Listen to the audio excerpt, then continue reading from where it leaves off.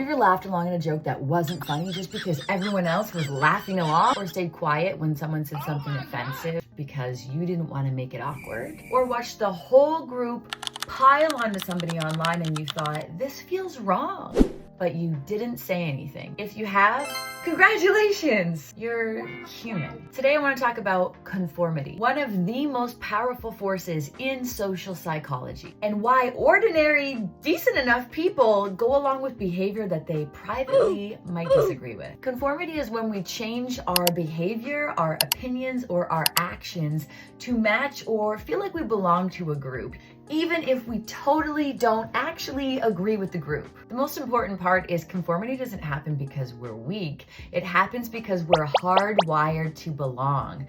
And without awareness, that can come at a big cost. Humans are social creatures. For most of our evolutionary history, being rejected by the group could literally mean death.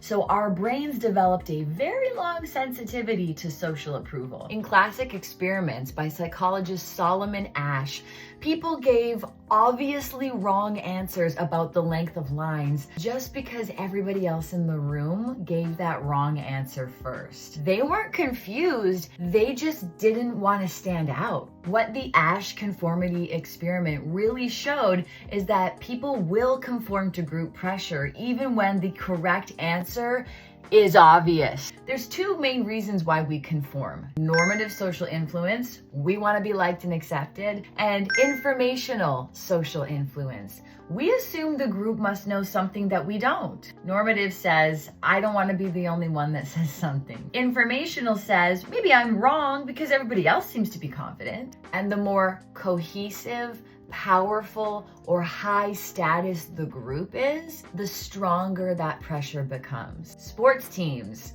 corporate cultures, friend groups, online fandoms, social media movements, political movements. You could say that conformity isn't necessarily evil, it helps societies function, but it becomes dangerous when group norms reward harmful behavior. For example, laughing at sexist jokes, staying silent during bullying, going along with hazing rituals, participating in online dogpiling, harassment, or worse. I know it might not seem like it, but conformity doesn't happen because everybody in the group is cruel. It happens because most people choose to stay silent. Social psychologists call this the pluralistic ignorance effect, when everybody privately or internally disagrees, but they assume that everybody else is okay with what's happening. So the behavior continues, not because it's universally supported, but because nobody wants to be the first person to break the norm or the silence. This matters when we say things like, boys will be boys, it's just a joke,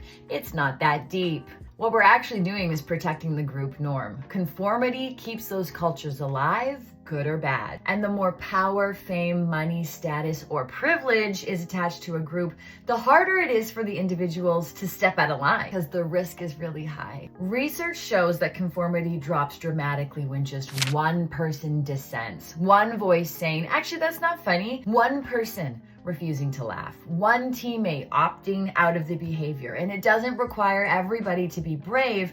It requires one person to shift the so-called norm. The biggest thing to remember about conformity, it's understanding the why, explaining the behavior, but not excusing it. Because we always have agency, which means you are responsible for yourself and your actions, or you should be. The question isn't why did they go along with it? The better question is, what would it take to be the first person who doesn't? So the next time you feel that teeny tiny internal discomfort, that moment where something feels off, it's not weakness, it's awareness kicking in. And awareness is the first step in changing the norm.